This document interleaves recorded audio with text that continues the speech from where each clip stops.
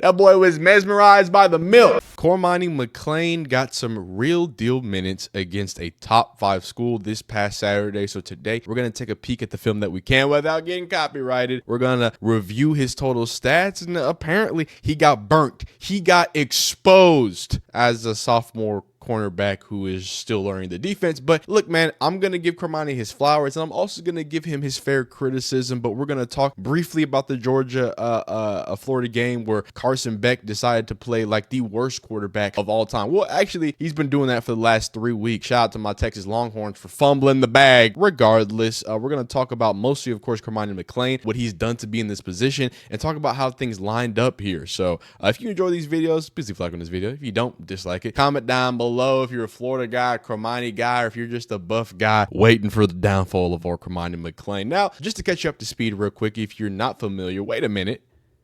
Did you subscribe, son?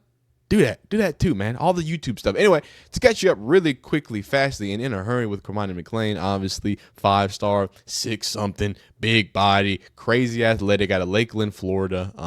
He gets to go ahead and, a 5-star guy goes to Boulder out there with Deion Sanders, and what happens? Missing meetings, not showing up, not being the guy that we thought from a mental perspective, because it seemed like from an athletic perspective, he was coming along. He got a little bit of burn, but not a lot, but it was all reliant on him not doing what he needed to do in the classroom and in the meeting room. Then, of course, he transfers out, a whole bunch of hullabaloo. He calls Colorado a place for clicks, goes on his Dan Lanning spiel, and now every single Colorado fan hates him. Kind of rightfully so. I have a different perspective, even though I'm a big Colorado guy. I'm saying? I'm a Deion guy, and I like Colorado. I like what they're cooking over there, so I'll support them, okay? All right, proudly.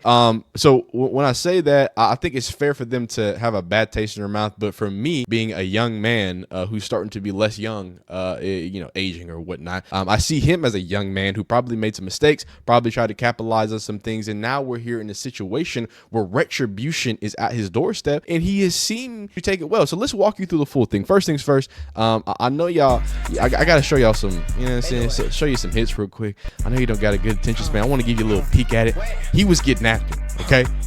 I mean, he was out there doing what he needed to do, how he needed to do. You know what I'm saying? Wait, is this the same play again? I think this is the same exact play again. Oh no, it's not. That's a good little play there. He was chopping people. He was chopping people down. This is a down the field. So like he played some real minutes. Now here's the problem, and we're gonna get into the full story, but I just want to show y'all this. The thing that people are saying, he got cooked. Well, we'll show you. We got to do this in a slow mo, obviously, because we can't, copyright. We got this deep. You know what I'm saying? He gets pretty free. He gets a lot of separation. You know what I'm saying? And that's a tough situation to be played that far off on that outbreaking route. But then you got a chance to make a tackle here, and what happens?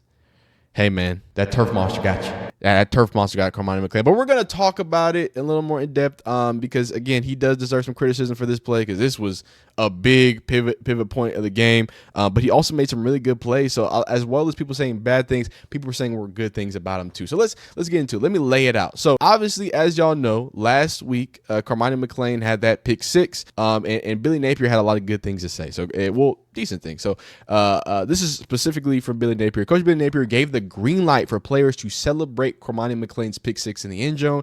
Coach Napier took the penalty. It was a moment Cormani earned, okay?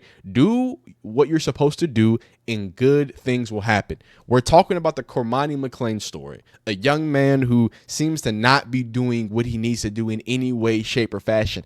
A year removed from that situation, and it seems that he's making better situations. So from the perspective of just seeing a young man grow and a young man hopefully live his dreams, go to the NFL, or do whatever he would like to do with his collegiate career. Maybe he just wants to cash out on NIL and enjoy the rest of his life, whatever that is. The fact that he is, okay, being your team being celebrated like this and a head coach taking a penalty, that's being growth as a man. That's a growth as a person, okay? That's not growth as a football player, which we all want to see too, but clearly he's talented. The more important thing is that growth as a man clearly for him, and to see that and it be acknowledged by the head coach is how we get to here, right? And Matt B. Diddy, this was crazy. This is crazy, Matt B. Diddy. But so we get to here, October 30th, right on the eve, the week coming into this game against Georgia.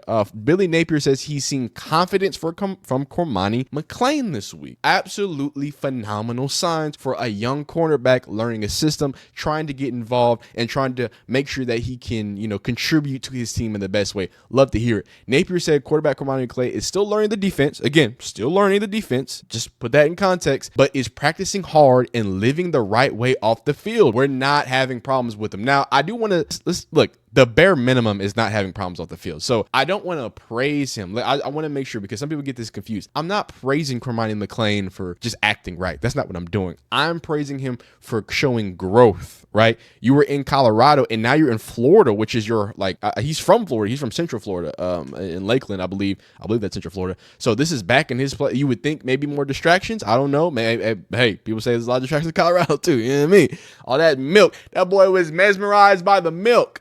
So maybe going down to Florida, maybe change his perspective, maybe do things. But again, I'm commenting on the growth. I'm not commenting on him just doing the bare minimum, which is acting right off the field and not having problems. But the confidence is great. Him learning the defense is great. And then from a football perspective, the fact that he's practicing hard as a quote unquote backup sophomore guy. I mean, he's a sophomore guy. He's still pretty raw. He didn't get a lot of burn in Colorado. So it's someone who's still growing in the position. Again, he's also oversized. He's like 6'2", 6'3". He's a big, rangy, 6'2.5". Oh, 6. Yeah, so he's basically 6'2".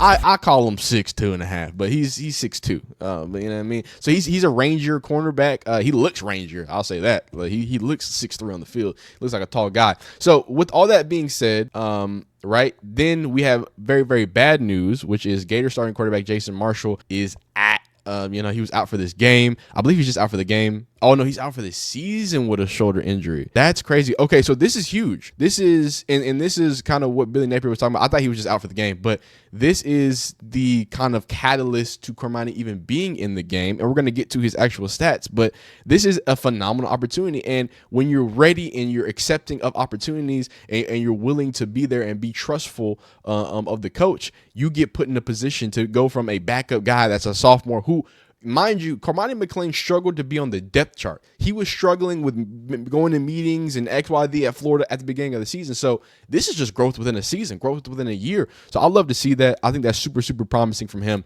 So we get to see Polk versus Polk this weekend in Georgia-Florida game. Georgia wide receiver Arian Smith versus Florida cornerback Cormani McClain.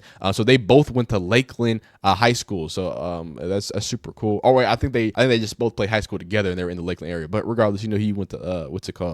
Lakeland there. So let's talk about some of the things that people were saying during Cormani McClain's debut as basically a starter cornerback. Obviously, you saw him locked in there. Cormani McClain checks in, makes the tackle on Yusuf after a 31-yard game. So, hey, he's making tackles. Cormani McClain with real minutes. Cormani McClain balling. It's good to see Cormani. Child plies, man. That's so good. You love to see that, man. Good to see Cormani out there setting the edge. Kid has the tools. He just needs to stay locked in. Cormani is locking down Arian Smith. Obviously, Arian got his get back. Florida need to put Cormani McClain at quarterback. Appreciate you, Matt B. Diddy. A lot of Cormani McClain haters I got to be honest with you, they being quiet, man. You got to be quiet. Except, of course, for this play where we saw, let's because I wasn't even running right. Okay, so yeah, it's a bunch. So he's bunched. He's playing off. Linebacker comes up to play.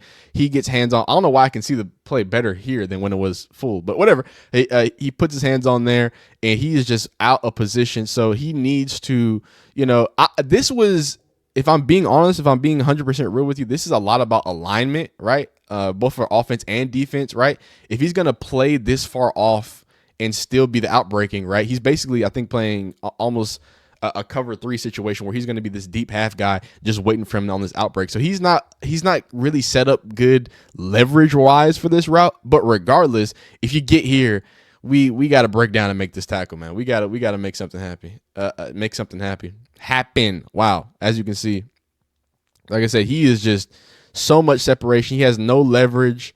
And then that turf monster just zoop, it just gets him. And it is what it is. He's off to the races. That's a tough scene to see there. And obviously, as soon as that happened, everybody says Cormani McClain just got his ankles took. And he got his ankles took. But if you've ever played football, you know that sometimes you're going to get you one. Sometimes you're going to get got. All right. everybody's going to get got eventually. So let's talk about Cormani McClain's stats. I know it's fun to say, hey, he either locked people down or he's trash. Let's look at them up in numbers. The highest graded Florida Gator defensive players versus Georgia, a top 5 team. Look at that at 65.5. Not amazing, but the top 10 highest graded, Cormani McClain at cornerback. That's remarkable. I got to be honest with you. That's great. That's a guy who still learning the offense as of last week of him getting installed, has a shock injury where he has to start against one of the best teams in the nation, right? And then he goes against their best playmaker at the time when it comes to Arian Smith, probably their best, most complete wide receiver. And to be honest with you, the stats say he kind of held his own. And we're gonna get into y'all's comments there too if we have time. But he held his own. 4 total tackles, 3 solo tackles, and an assist. Now the ankle's getting snatched. That probably takes at least a solo, or you know what I'm saying, or half an assist away. But I think it's still super promising to see that this guy he's making plays. Like he wants to be a part of this. He was tackling downfield. He was trying, even when he tried to get right back up and try to get going. Let this kid kind of mold. I think he's growing into somebody. More importantly, he's growing to somebody that I think this team can trust. I think that what's called Billy Napier can trust. So I think that's phenomenal. Let me see. Oh, wow. He actually had more tackles still at Colorado. So he's starting to creep up on his solo tackle number when it comes to Colorado. Already has more interceptions. So just to look at his career, man, he doesn't have, again, a lot of burn. So he has a long career as a cornerback, hopefully. So that's phenomenal to see. I'm just happy to see Cormani, man. I'm just happy to see it. Great to see his teammates support him. Like I said at the beginning, this is, the ultimate sign of respect and growth. And that's all I got to say about that. This is phenomenal. I appreciate y'all watching these videos. Shout out to Cormani McClain for growing and being out there. Did he get exposed? Is he good? Is he bad? Do you think he's done enough to be in the place that he is? Y'all let me know in the comment section down below. Like the video if you like it, dislike if you don't. Subscribe, hit the bell icon, and y'all have a phenomenal day.